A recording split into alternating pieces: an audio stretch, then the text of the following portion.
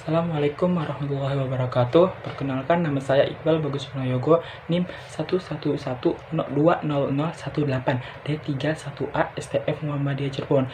Di sini saya akan menjelaskan materi yang pertama tentang hakikat iman. Apa sih iman itu? Iman secara bahasa adalah yakin atau percaya.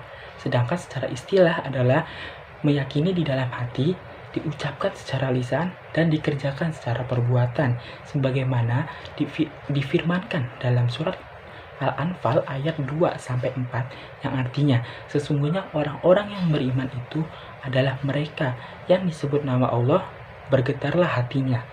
Dan jika dibacakan ayat-ayat kepada mereka, bertambahlah iman mereka, dan kepada Tuhan mereka lah mereka bertawakal, yaitu orang-orang yang mendirikan sholat dan menafkahkan sebagian rezeki yang kami berikan kepada mereka. Itulah orang-orang yang beriman dengan sebenar-benarnya. Bicara tentang iman, iman ada 3 macam, yaitu yang pertama iman taklidi, yang kedua iman tahqiqi, dan yang ketiga iman istidlali. Terima kasih. Assalamualaikum warahmatullahi wabarakatuh. Perkenalkan, nama saya Dwi Puspitasari dari kelompok 4. Di sini saya akan menjelaskan hubungan iman, ilmu, dan amal. Apa itu iman? Iman artinya percaya.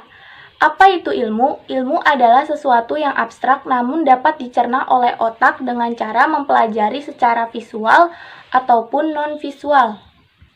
Sedangkan apa itu amal? Amal artinya perbuatan manusia. Yang pertama, hubungan iman dan ilmu. Pengertian iman berasal dari bahasa Arab yang artinya percaya. Sedangkan menurut istilah, pengertian iman adalah membenarkan dengan hati, diucapkan dengan lisan, dan diamalkan dengan tindakan atau perbuatan. Dengan demikian, pengertian iman kepada Allah adalah membenarkan dengan hati bahwa Allah itu benar-benar ada dengan segala sifat keagungan dan kesempurnaannya. Kemudian pengakuan itu diikrarkan dengan lisan serta dibuktikan dengan amal perbuatan secara nyata. Yang kedua, hubungan iman dan amal. Amal soleh merupakan wujud dari keimanan seseorang, berarti orang yang beriman pasti akan beramal soleh.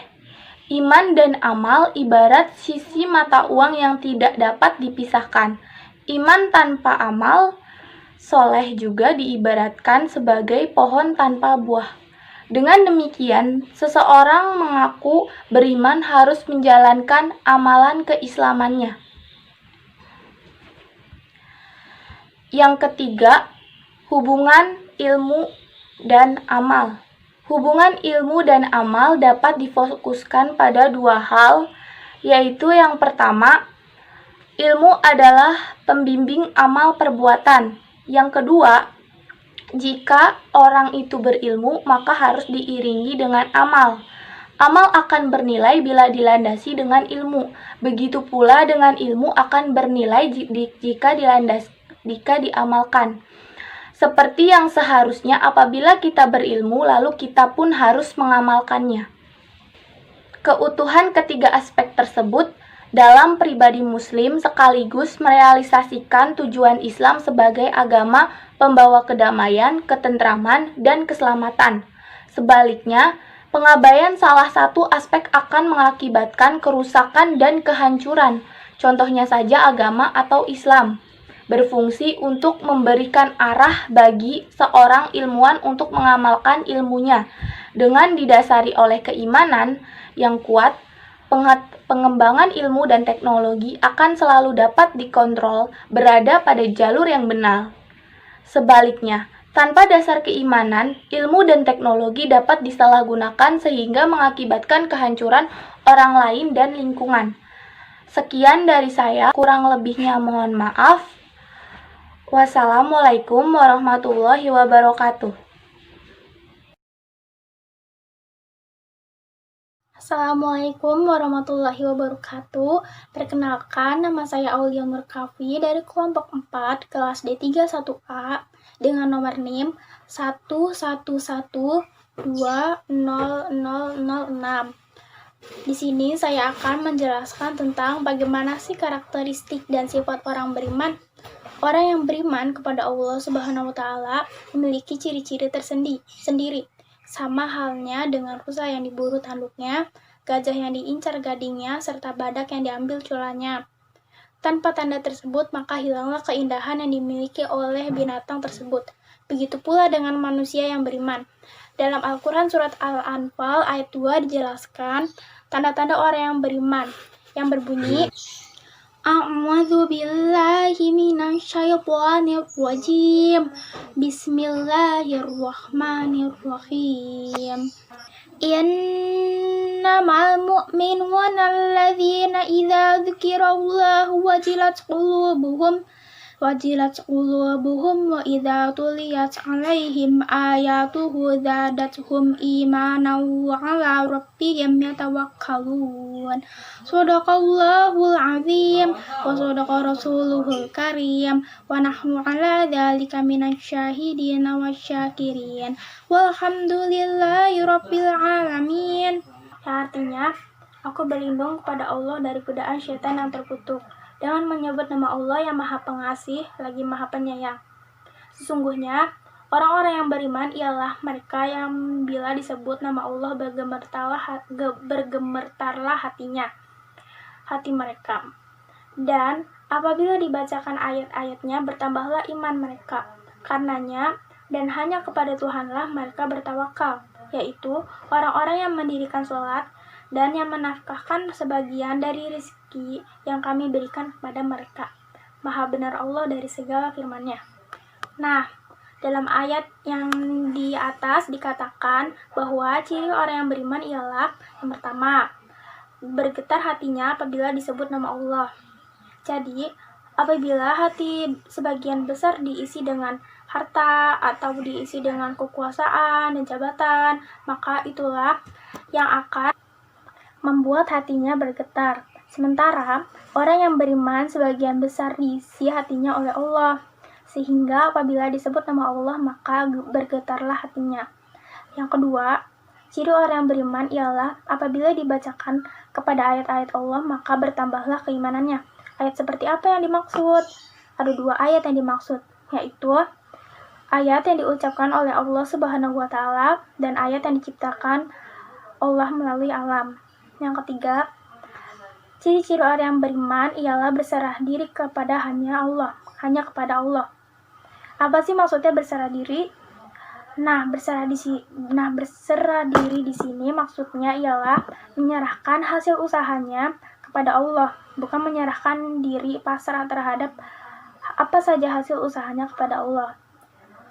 Sedangkan tawakal ialah berserah diri setelah semua yang kita lakukan sudah maksimal.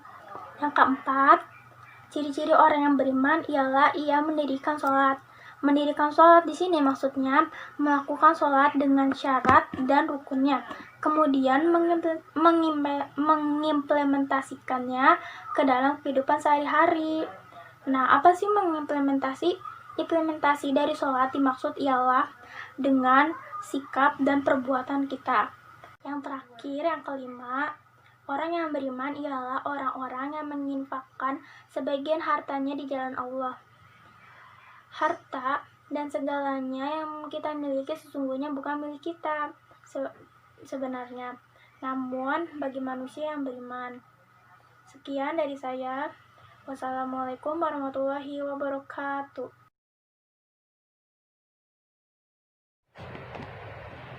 Assalamualaikum warahmatullahi wabarakatuh. Di sini saya akan menjelaskan materi keempat, yaitu hal-hal yang dapat merusak atau meniadakan iman. Iman itu ibarat tanaman. Jika kita pelihara dengan baik, kita sirami, kita beri pupuk, maka tanaman itu akan menjadi subur dan sehat serta kuat. Sedangkan jika kita tidak dirawat, tumbuhan itu akan mati. Sama seperti iman. Iman itu harus diberi seperti tanaman. Caranya bagaimana? Caranya yaitu dengan berbanyak zikir, sholat, berbanyak mengikuti pengajian, dan lain-lain. Apa yang terjadi jika iman itu tidak dipelihara? Iman itu akan mengikis, dan akhirnya akan tiada.